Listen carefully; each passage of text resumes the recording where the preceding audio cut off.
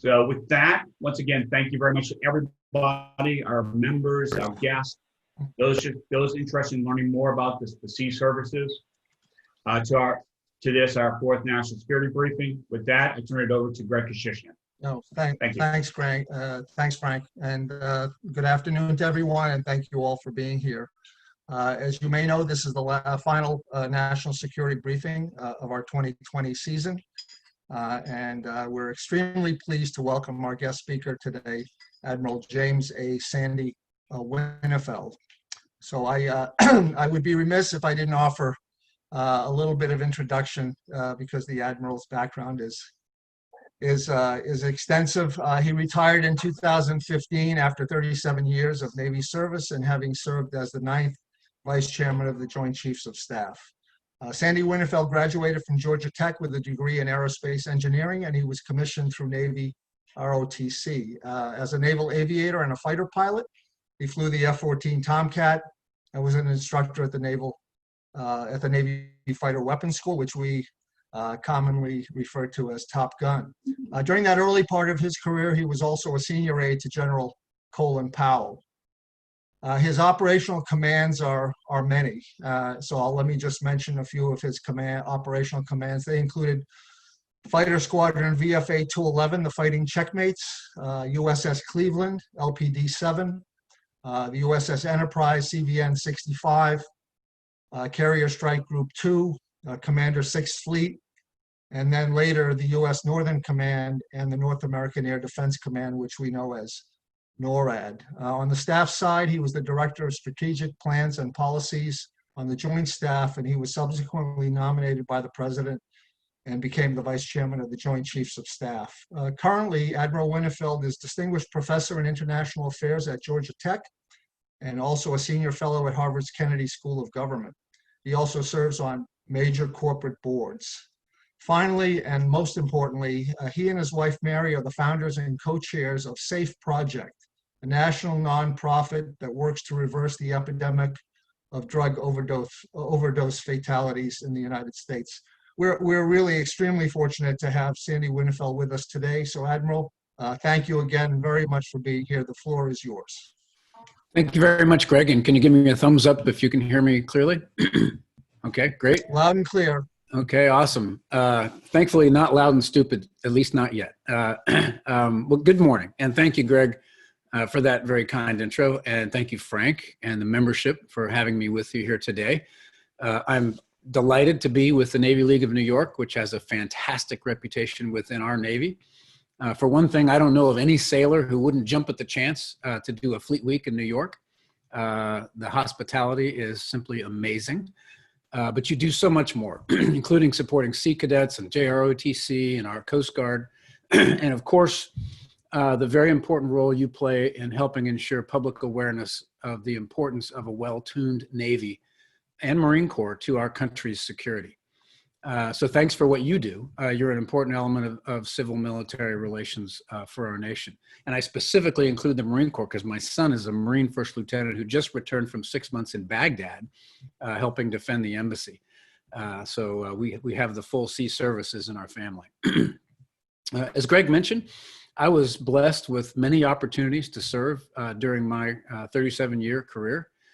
Sometimes I think of it as a combination of Herman Wouk's character Pug Henry in the Winds of War series and Forrest Gump.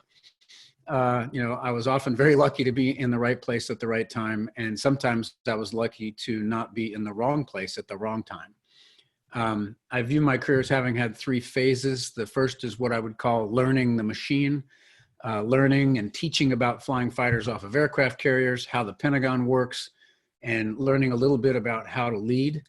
I was very blessed to be an instructor at Top Gun, where I learned a lot about effective cultures. That was a place that was, the prison was run by the inmates, and we really had high standards and a very, very interesting place to work. And, the exhilaration in that third of my career was operating the finest machinery that our country has to offer. And the second phase I would call leading the machine. As Greg mentioned, Squadron Strike Group, Ship, Fleet Commands, Enterprise. And by the way, we have just nominated as the Navy the first woman who's going to command a nuclear-powered aircraft carrier. It's a fantastic step for our Navy and our country. and she's a great officer. But that part of my career was a different kind of exhilaration, sort of being entrusted by our country with even bigger machines and the young men and women who maintain and operate them. Many of these fantastic young men and women who come from New York State and New York City. And the third phase was I call leading the enterprise, including the highest levels of investment strategy and people in the Pentagon, and well over 1,000 meetings in the White House Situation Room. And there's yet a different kind of exhilaration when you're briefing the president on a special operation to rescue a hostage in Somalia or capture a terrorist in Libya or some other operation, slightly different level of stress there. And along the way, I developed many of my beliefs about leadership, that it grows through study, observation, and the crucible of experience, and is built on what I call the 5 pillars of leadership, namely leading yourself, leading people, leading organizations, leading execution, and leading change. And there's a lot to all of that, but probably have to wait for another time. And in any event, enough about me. Happy to answer questions on that later on. Greg said it might be interesting for you to hear a little bit about my views on national security in the broadest sense. I could easily do a tour of the world and everything that's going on in places like Iran, China, and all that, but I'd really rather do something different. I want to give you a sense for how I think about national security at a more abstract level. And this is really important to me. I think of the average American listening to the talking heads on TV from both sides of the spectrum who are always yelling at me, trying to get me to believe what they want me to believe. But like you, I want to think for myself. And to do that, I need a framework, a lens through which to look at national security issues. And I always start, as you may have read in something I wrote this summer, I always start with the fact that our security is dependent on maintaining equilibrium among 4 very important variables, namely the prevailing security environment, along with ends, ways, and means. And when any one of those 4 variables changes, either positively or negatively, the others have to somehow adjust, or we fall out of equilibrium, which introduces risk that is very dangerous. So let me talk a little bit about that. The security environment, of course, is where the threats lie, principally 6 of them: Russia, China, Iran, North Korea, violent extremists, both foreign and domestic, and transnational criminals. Each of those have some combination of capability and intent, and where both capability and intent are high, the threat is greatest. Ways are the operational concepts, methods, plans, techniques, tactics, procedures used by all of our national instruments of power, namely diplomatic, economic, informational, intelligence, and military power, in order to counter those threats. And we tend to be stagnant in our ways, which, as you know, as business people, can be dangerous. And I'll get to that in a minute because it may be at the heart of my talk today. Means, of course, are the tools we buy using either taxed money or borrowed money in order to enable our instruments of power. Means are going to be under continued pressure here in the next few years, and it's going to be very interesting to see how that plays out. And of course, the real dependent variable is our ends. What are we trying to advance or to protect as a nation? The military is more about the latter, what we're trying to protect, and the rest of the government is more about what we're trying to advance. So if you look at our situation today, I would argue that we're in a deteriorating security environment, but our means are at best level, if not diminishing. That leaves us out of equilibrium, and it leaves only adjustments in our ends and our ways at our disposal to maintain that equilibrium or to restore it. So let's talk a little bit about ends and ways. First, I believe our ends have to take the form of a list of an abstract and prioritized list of our national security interests. This is something that Marty Dempsey and I came to when he was the chairman and I was the vice chairman, and we knew that we were going to have to give advice to the Secretary of Defense and the President on many things about use of force, about use of resources and the like. And we didn't want to make it up as we go along. So we decided that the fundamental bedrock principles that we would fall back on every time when we had to offer that kind of advice was going to be this list of abstract and prioritized national security interests. They have to be abstract so we don't make things up as we go along. Believe me, I've witnessed many a time in the White House sit room when somebody blurts out that one thing or another is an absolutely vital interest. But I want to know why it's a vital interest. Because that tells me the degree to which is a vital interest, and I have to have an abstract sort of mindset in order to understand where that is. And that's also why our interests need to be prioritized, because we cannot perfectly advance or protect everything we want to all the time. We have to set priorities. So in my mind, and in Marty's and my mind, there were 5 of these ordered interests. The first one was survival of our nation as a free democracy. The second one was prevention of catastrophic attacks on the nation. Think, a terrorist attack or something like that. The third was protection of the global operating system and U.S. leadership within it. This is the system that our parents and grandparents put in place to keep us prosperous and to prevent major conflict. And there's a global extended term cycle of these things if you look back through history, all the way back to the 30 Years' War in Europe.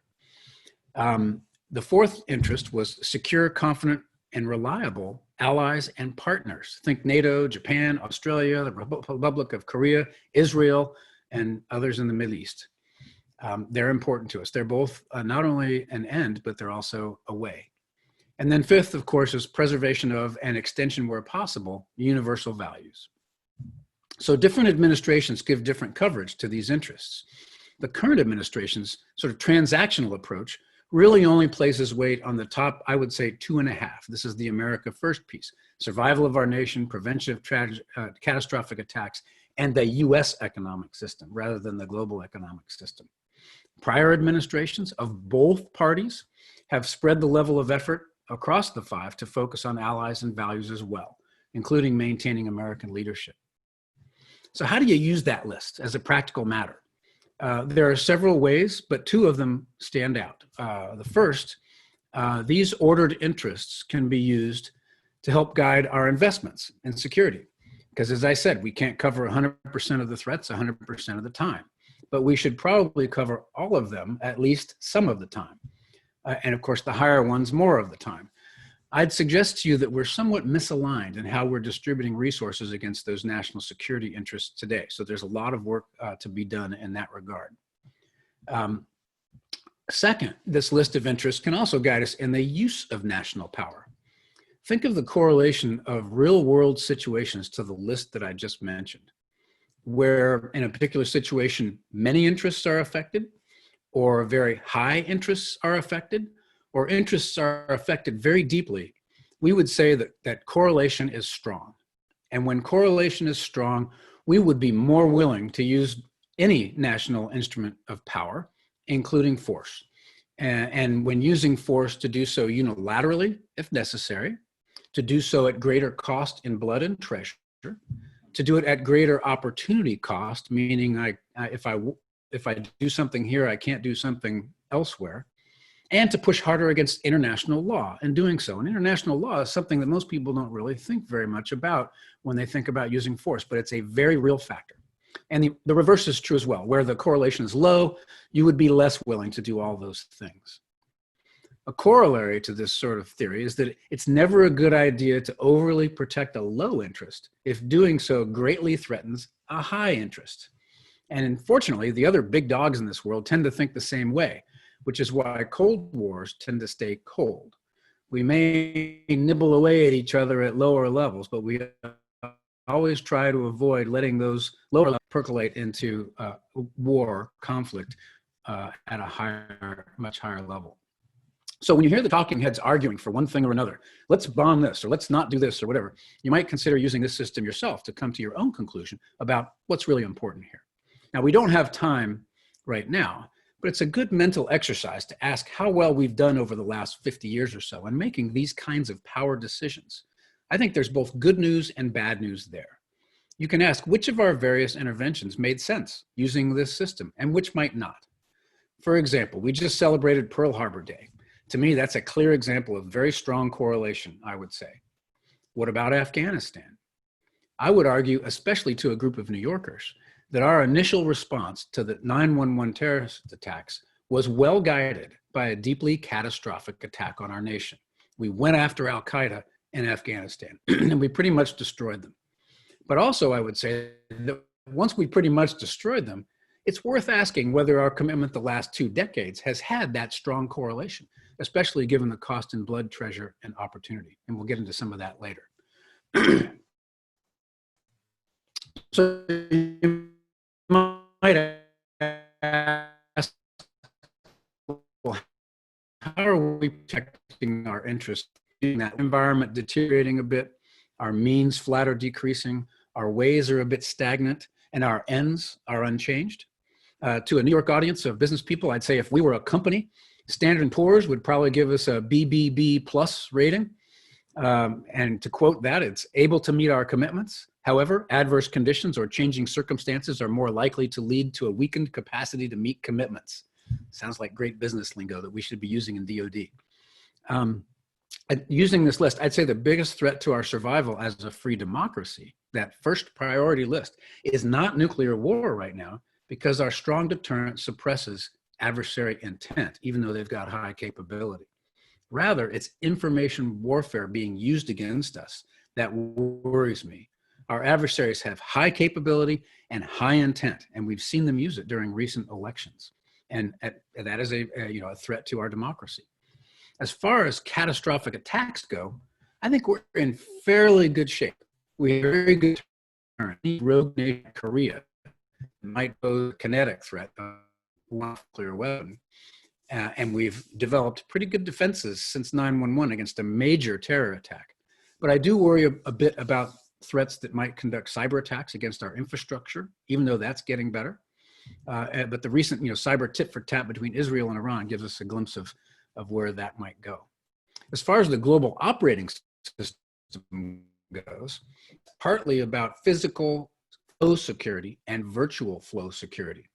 We can handle physical flow security. We've got armed forces that can much take care of us there. The virtual things we all worry about.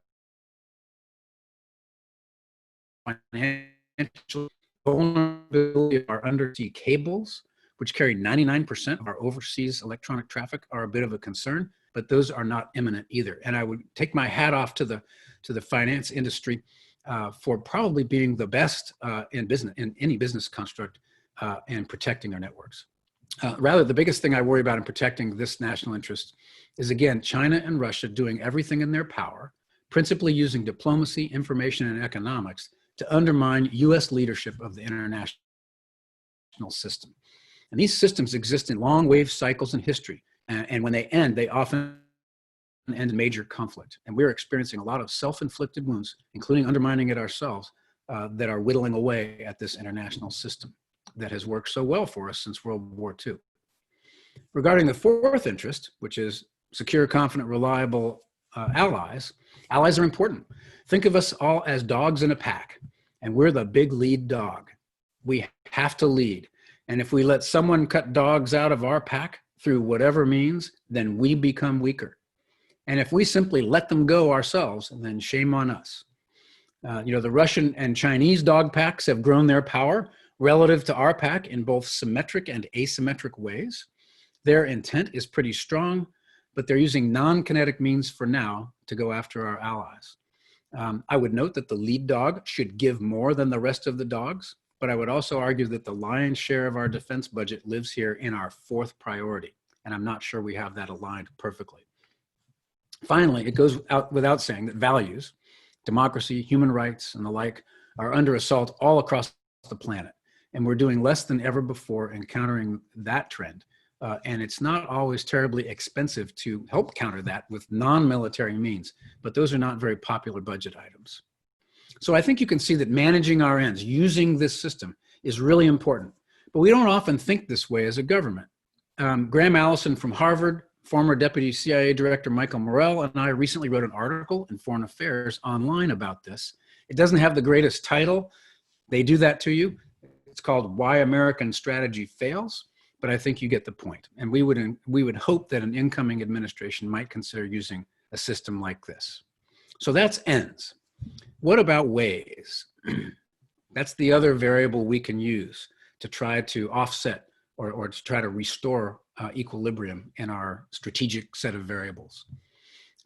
Ways are pretty much what I talk about in the article, Winter is Coming. And I think Greg might have referred the membership to that. It was published in Proceedings this summer.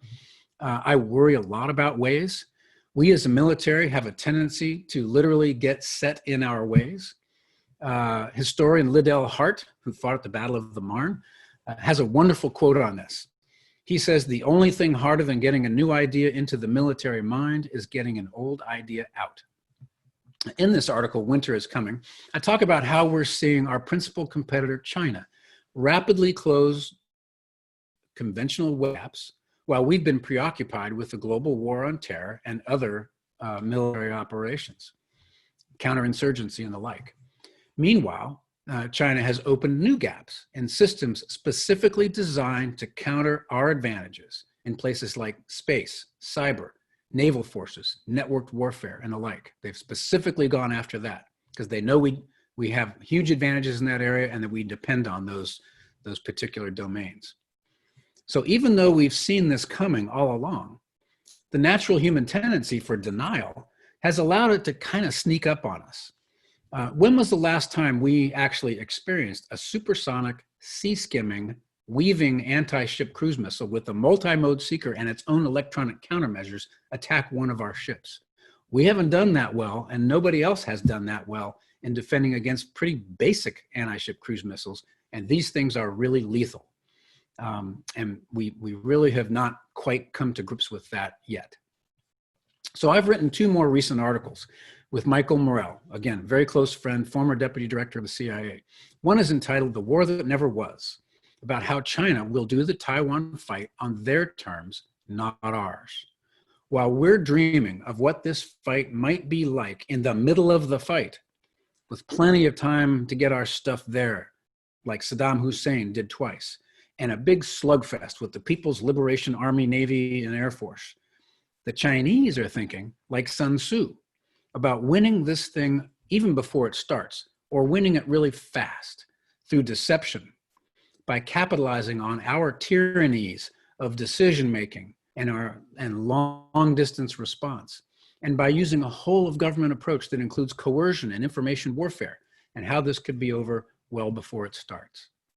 We are rapidly getting ourselves into a situation where it's going to be tough to win this fight. Now, typically, when our military sees a gap, when it looks like advantage is slipping away, we all too easily revert to means. Increased means is the answer. Give me more and better stuff. This is where we fall into what I call identity metrics. Like, we have to have exactly 355 ships. The other services have the same problem. So here's a bit of man bites dog coming from a retired admiral. The identity metric of 355 ships is a terrible approach, especially when the number gets politicized. How many of you business people have seen a business single in on and chase a metric that takes them to ruin? If you set your goal as a specific number of ships, when budgets get tight, you're just going to buy smaller and smaller and cheaper ships in order to make your metric. I allude to this in the Game of Thrones subtitles of the article, Winter is Coming, by saying, if they counter my dragon, I'll simply buy more and better dragons, all while sticking with our current concept, which happens to be offensive power projection forward to defeat the Chinese military. But the real question should be, what's our theory of victory? And is that right?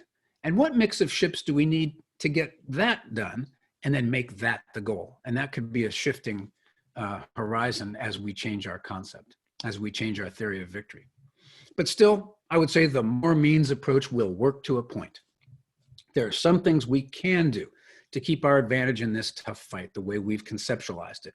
But to win, you have to be there on day 0. You can't take 30 days to get there. Also, if you're visible, as in on the surface of the ocean, you have to be able to defend yourself without using all your space, weight, and power on your ship to do so, thereby eliminating any offensive capability that you have. Now, we could use directed energy to do this. The art of the possible is there, And it's not lasers, but this is a hard thing to get across into the service. They're not used to directed energy. They like to see things that go whoosh and go off and defend themselves. Or you can be invisible, which implies more emphasis on undersea warfare and seabed warfare, such as using defensive mines. Now, all of this works as long as the fight that you get is the one that you're ready for, that you're preparing for. But at some point, your current concept is no longer going to work. Remember, we're up against a creative, agile, ambitious, geographically advantaged, and increasingly capable adversary. Another quote that's one of my favorites, this time from a gentleman named Richard Pascal in a book called Surfing the Edge of Chaos, is equilibrium is the precursor to death. Just ask Polaroid and countless other business examples this wonderful group can think of companies that have stuck with a concept too long and have been completely disrupted, sometimes overnight. We risk being in the same disruptive boat if we're not careful. So I would argue that we need to get moving on rethinking our overall concept with China, starting with first principles. And that first principle is, what do the Chinese fear more than anything else? And I would suggest that it's not necessarily the US military stopping them from invading Taiwan because they're working that hard. I would suggest that it's control of their own people. We can't mirror image with the Chinese in this regard. When we have a regime change here in the United States, as we're about to have, the losers go off and work in think tanks. It's completely different in an authoritarian society, and they know it. The losers go off and lose their heads. And they wake up every morning worried about this. And there's evidence of that. You can see repressive measures that they're taking in China to control their population. Facial recognition cameras, very tight control of their internet and the like. That control is what we should be targeting. And it means a completely different approach, which with the State Department and the Treasury Department in the lead, and then has defense as the coup de grace, only if necessary. And that latter part would include some of the same technology we currently have, but maybe in different mixes and different doses. But it also means some brand new technology, some of which falls into areas that do not have strong communities in our services or 3- and 4-star champions in the services that love these new technologies, and I would include the Navy in that regard. I'll give you an example. I would offer that our current offensive sea mining capability is completely moribund. You would be amazed at how primitive it is. But that's really strange because mining had a lot to do with how we defeated Japan in World War II.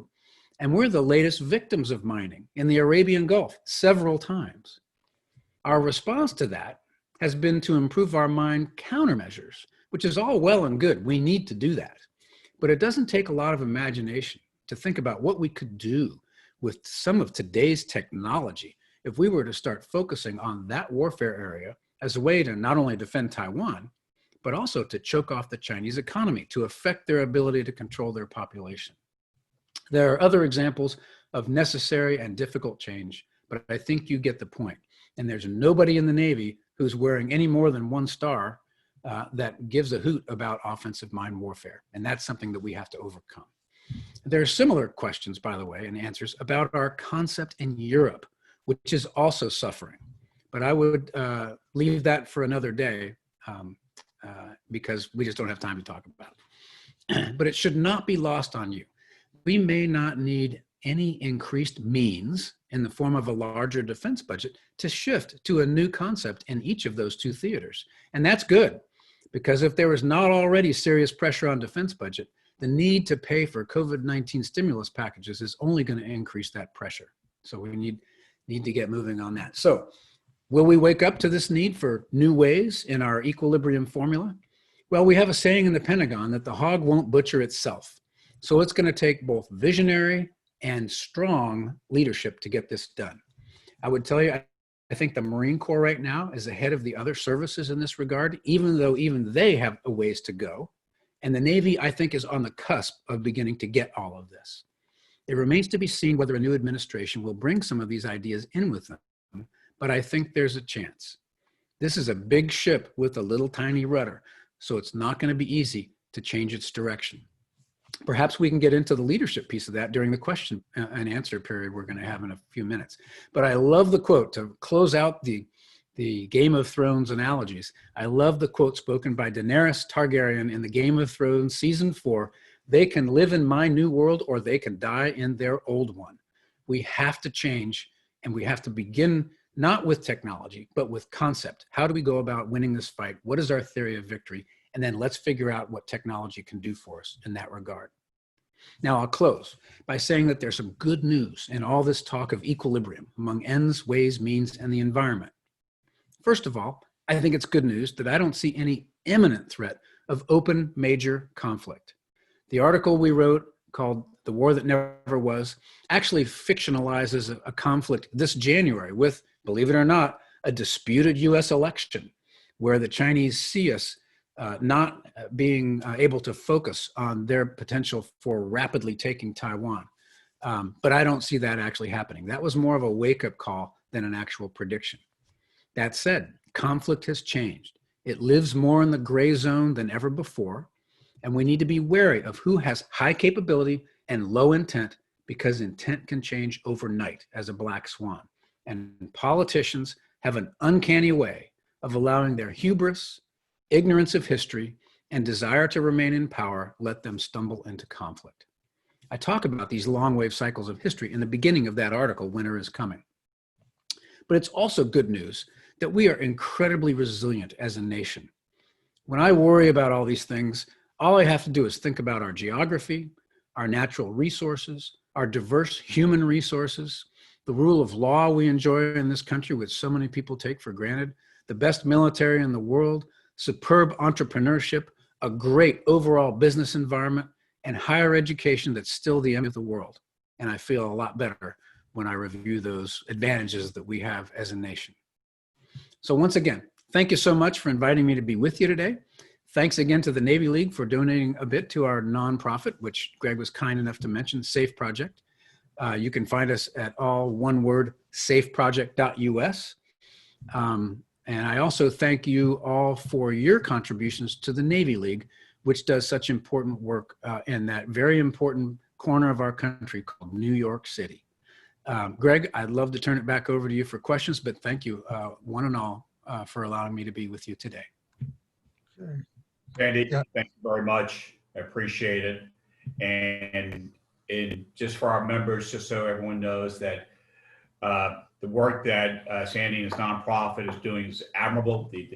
We made a contribution recently to it of $1,000 to support those efforts, and we look forward to supporting further those efforts in the future. We have Sandy, a lot of good information was put out in your talk, summarizing several of the points you've made in several articles recently, both in proceedings and foreign affairs and other areas. And several questions have come in from the viewers. One of the questions I'm going to lead off with is takes out of your recent article in Foreign Affairs. You discussed the use of ways on how the use of ways, the how of what policymakers are trying to accomplish to achieve the ends or goals. While the government has direct control over diplomatic and military elements of those elements of power, how can the new administration or any administration influence the informational and, more importantly, the economic elements, which are mostly in private hands?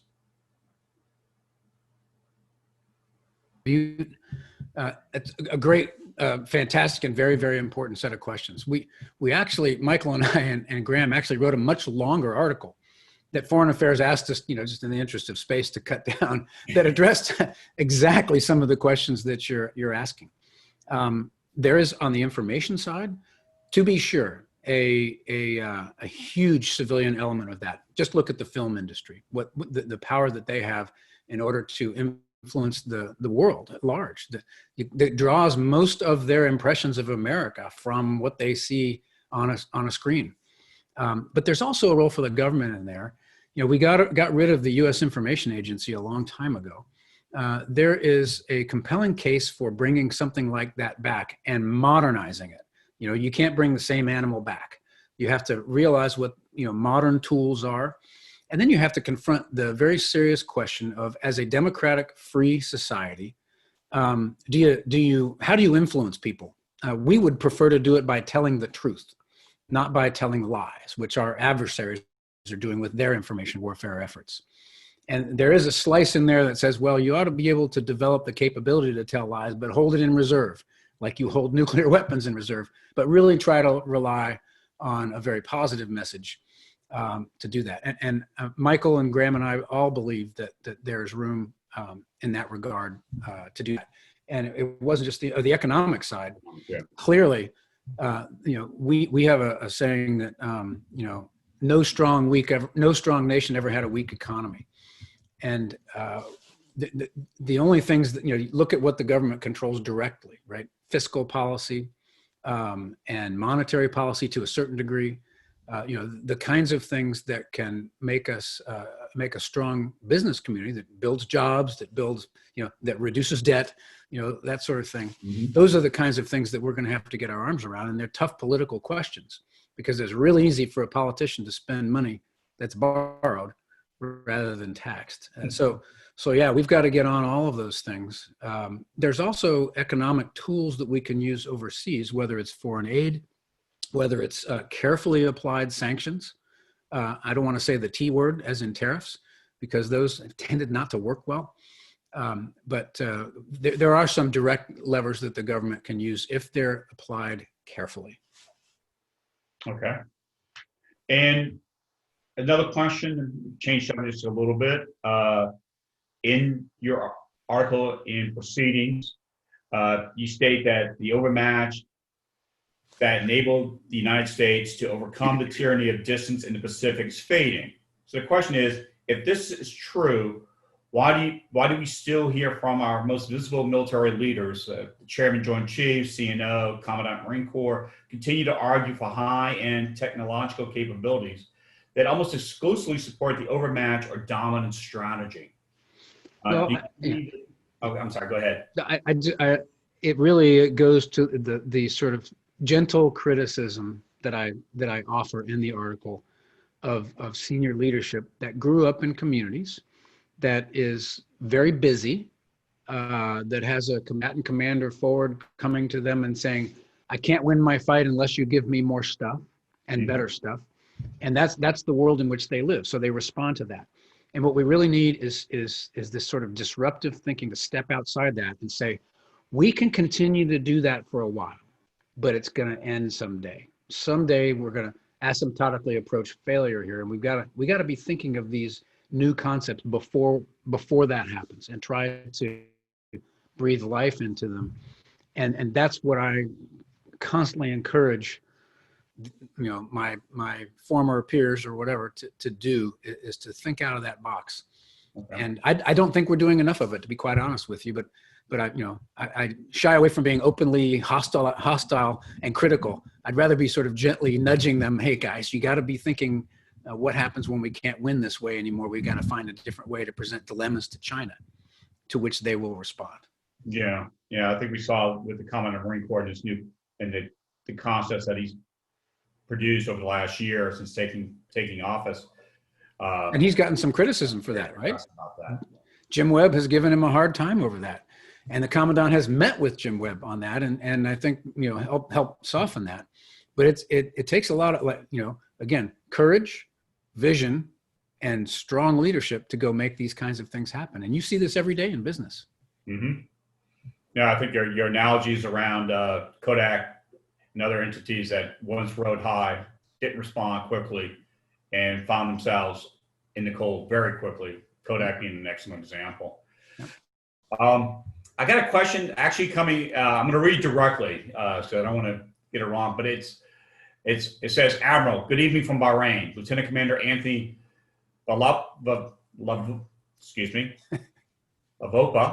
commanding officer, USS Hurricane, PC-3, writes, a month or two ago, you were in a Naval Institute article with a fantastic quote. Strategic ambiguity failed, and we fell prey to the lack of imagination. Can you elaborate a little on that, and more specifically, how it relates to our interactions with the People's Liberation Army Navy, and how you think that has negatively impacted the Navy's shipbuilding plan with the programs like the LCS? Yeah. First of all, it's great to hear that question because my son did his youngster cruise on it might have been Firebolt out there in the Arabian Gulf. What an experience for him. The strategic ambiguity piece is all about Taiwan, right? It's a very delicate dance, right? We don't have an overt policy that says Taiwan is an ally. We will defend Taiwan at all costs, whatever. But we do have the Taiwan Relations Act that requires us to support them to make sure that they have defensive capability to resist an attack from China and the like. And so the strategic ambiguity is leaving China to wonder, is like, okay, if we go after Taiwan, are they going to do something or not? And that strategic ambiguity has always been fairly strong because of our ability to overcome that tyranny of distance and time and decision making. Well, those things are slipping away. And as those things slip away, the strategic ambiguity starts to lose its power. Deterrence is all about credibility. And as your credibility erodes, that erodes with it. So that is really sort of why we need to be thinking of a new concept where we find ways to not think so much about power projection against China and destroying the entire Chinese military, but really looking at what I call the twin pillars of deterrence. One is called deny objectives, and the other is called impose costs. And when you talk about denying objectives, it's sort of doing this anti-access thing in reverse, like making life hell for the Chinese as they try to cross the strait, but don't necessarily go against the Chinese mainland and get yourself in a big conflict. Remember, the corollary principle was don't protect the lower interest if it really threatens your higher interest. So that's the deny objectives. Find ways to really complicate their approach to crossing the strait, but at the same time, build ways to impose costs. And that's where I get into the fear of loss of control of their people. And if we can find information warfare ways to penetrate through their various fire breaks and the like, and get in there and tell the Chinese people the truth, or maybe even more than the truth, to impact their economy. Because the Chinese government wakes up every morning knowing they've got to grow that economy 5 to 7% per year, or the people get really restless. Taking those kinds of approaches. And now how does that affect how you build your Navy? If I'm going to try to defend Taiwan, I've got to probably do it using very sophisticated surface-to-air missile defenses and mine warfare and undersea warfare. And the same thing, if I'm gonna choke them off economically, I've got to find really cool, like offensive mines, really non-lethal ways of stopping merchant ships where their engines just won't start, or they just find themselves adrift in the middle of the ocean, whatever. And there are really creative things that we can do, and that will influence the size and the shape of the Navy in the future, and other services as well. Okay, thank you. Another question, sir, thank you for speaking today. I thoroughly enjoyed Winter is Coming, the summer, and the way you articulated the framework in light of the threat environment. I'd like to get your sense of the importance of, and this kind of leads into what you were just speaking about, Sandy. I'd like to get your sense of the importance of information becoming a seventh joint function a few years ago as it pertains to the gray zone and or all phases of warfare. In particular, how do you view the role of public affairs and visual information in the larger communication space? Yeah, information warfare is terribly important in this new type of warfare. And our adversaries are a bit ahead of us in that regard, partly because they're willing to tell lies. And they do it all the time. We see this in our own social media, and we've seen it equally in other countries' social media. The Chinese, the Russians have come after us directly. The Chinese haven't necessarily come after us directly. They've gone after our allies and partners. And their message to those allies and partners is, we, China, are the benevolent actor now in the world. The US is retreating. And with COVID, that the US started that. That's a lie, of course. But, And here we are, we're giving you doctors, we're giving you free PPE, we're going to give you a vaccine. We are the new benevolent leader of the world. That's a classic information warfare approach. And fortunately, the Chinese have been so heavy-handed with that many of our allies and their publics are starting to kind of balk at listening to that message and pushing back a little bit because of some of the, again, Chinese heavy-handed behavior. But it's a very, very important capability. It's a capability the nation needs to have, and it's a capability the military needs to have for military purposes. Absolutely agree with the comment. Okay. We've got time for about 2 more questions. One question is, would you agree or disagree with the assessment of the DNI in the recent Wall Street Journal article over the weekend concerning Chinese being our nation's #1 security threat? Yeah, I would agree with it. Again, it goes back to your the 5 interests that I talk about. There's no question that in terms of a threatening interest #1, survival of our nation as a free democracy, I would currently view Russia as the highest threat simply because of their capability. They have much more nuclear capability and they have much more information warfare capability than China. But China's rapidly approaching them and that #1 threat. And if you look at all of the other interests, every single one of them, China is far outpacing Russia, I think, and all of those other national security interests. And we have to remember that our argument with Russia's capability against us is they're a very weak country, candidly. Economically, they're terribly weak. Demographically, they're terribly weak. They put a lot of resources into their military. But this is an ideological fight. With China, it's not only an ideological fight, it's an economic fight. We're up against a powerhouse. And that changes the complexion of this entire, competition, if you want to call it that.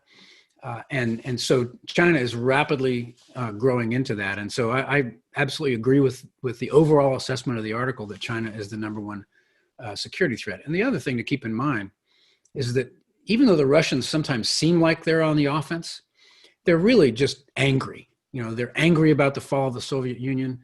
They're very paranoid about their near abroad and those sorts of things. The Chinese are on the offense and to a much greater degree than the Russians. So that's something to keep in mind as well. So yes, I do agree with the article.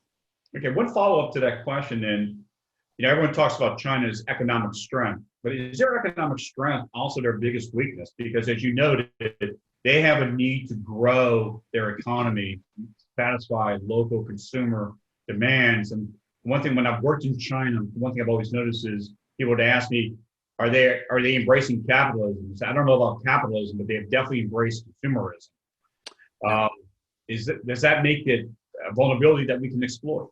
Yeah, no, you're absolutely, and that is precisely one of the points of thinking of a new concept that goes after their economy, and their people become restless because a lot of criticism of Nixon for opening up China, in the decades afterwards, is like, hey, you thought you were opening up China and they were going to turn into a Jeffersonian democracy because they saw, the power of capitalism. Well, that didn't work so well, did it? But at the same time, it did open up this vulnerability. And I've said this in the article, that we can exploit.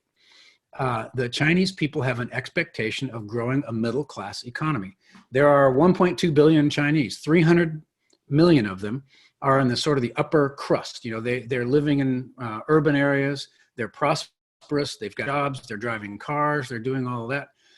And they are definitely embedded with that philosophy. The next 300 million are people sort of on the edge who are migrating in and out of the cities doing work, and China wants to bring those people into a middle class feeling. And then the other 300 million are the sort of rural poor, and there's plenty of opportunities there. The Chinese have definite designs on raising all of those boats, but it is clearly a vulnerability that if you went after it, starting with State Department and Treasury, but if necessary, using the military, you could certainly impact them. The other thing about China, I mentioned 2 pillars of deterrence, right? Deny objectives and impose cost. That there are only 2 pillars of deterrence with North Korea, because we don't have any anything with the third pillar, which is entanglement. We've got a lot of entanglement with China, economic entanglement. Yeah. And it's sort of this mutually assured economic destruction that has actually served as a bit of a deterrent to escalating this conflict. And we need to kind of keep that in mind as we move forward. But Right. the Chinese, though, as the Chinese are, as you know from your travels, are trying to become less dependent on an export economy and grow a consumption economy. And that's going to make life more difficult for us in that regard. Okay. You got time? Sandy, one last question that deals with leadership. Yeah. The COVID response by the Navy has been an interesting non-war example of how Navy leadership will rise to the challenges of unconventional thinking, adapting to change. In many ways, we haven't risen to the challenge, meaning such as the firing of the CEO, Brent Kozer. What recommendations would you give to junior and senior leaders to take away the right lessons? Yeah, the Navy did face a little bit of a challenge in the sense that it's like being on a cruise ship, right? I mean, you are packed in like sardines, and trying to control a COVID outbreak on a ship, good luck, right? And I think they learned a lot on the tactical side from the Theodore Roosevelt experience. And whether or not firing Brent Kozer was the right thing to do, I honestly have not read the entire report, because to me it seemed wrong. But I got a lot of faith in Mike Gilday, who used to work for me. And if Mike changed his mind and said, yeah, this was probably the right thing to do, then I kind of give him the benefit of the doubt on that. But in terms of lessons, I think, and there are so many examples of this in our Navy history, but it's facing reality quickly is what and avoiding denial. And I'll give you a completely different example of that. When USS Cole was bombed in Aden, a lot of us said, God, what a tragedy. We lost some sailors. This was a terrible one-off terrorist attack. I give Mike Mullen a lot of credit. I believe he was the CNO, or maybe he was the Second Fleet Commander at the time or something. He said, no, the world has changed. This is indicating to us that the world has changed, and we have to completely rework how the Navy approaches force protection. That was an example of facing reality quickly. And there are a lot of other leadership principles out there, but that's one of them. Mm-hmm. And with COVID, I think the Navy was a bit slow, for sure. But they have stepped up, and I think they've got a pretty good handle on this now. But I share the view that maybe they didn't quite lean as far forward into it as quickly as they should have. Well, sir, we'll close out on that one. I want to thank you for taking time out today for this in-depth discussion. Obviously, we could probably go on for hours more with just questions coming from our audience and follow-on questions, etc. We all know how that works. But thank you very much. I look forward to picking up on some of the other articles that you've mentioned and delving deeper. Leadership is something that we're always worried about, always concerned. The Navy leads, at the front when it comes trying to get to the front when it comes to strategic thinking, etc. So once again, thank you. Thank you. Frank, I want to jump in if I could. 1 second, Greg. 1 second. Yep. Thank you. And before turning it over to Greg, if we're coming into a new year. Information will be forthcoming soon in a newsletter to everybody. We look for your support, continued support for our future national security briefings, other initiatives that are forthcoming. Please think about giving additional support at this time of the season. We're in our year-end giving. Please go to our website and make additional contributions. Your support, your dollars are able to bring on things like this briefing today. With that, I'm going to turn it over to Greg, but I'd like to wish everyone a happy holidays, happy new year.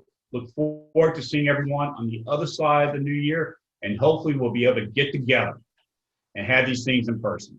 So thank you.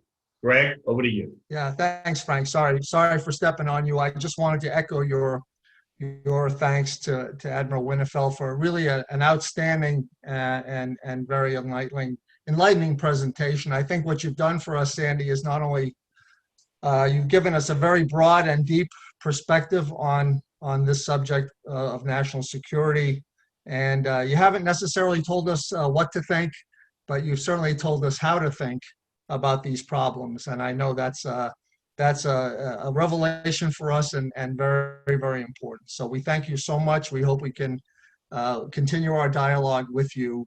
And again, I want to thank everyone who has participated in today's program, as well as our other programs. And we look forward to doing more of this at a very high level that the Admiral has set for us in the future. So thank you again.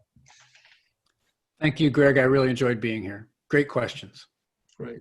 Thank you. Thank you, sir. All right. With that, I think we'll wish everyone a healthy and happy holiday season. Please stay safe. Admiral, to you and your family, thank you again. We'll hopefully see each other soon. Thanks again. Take care.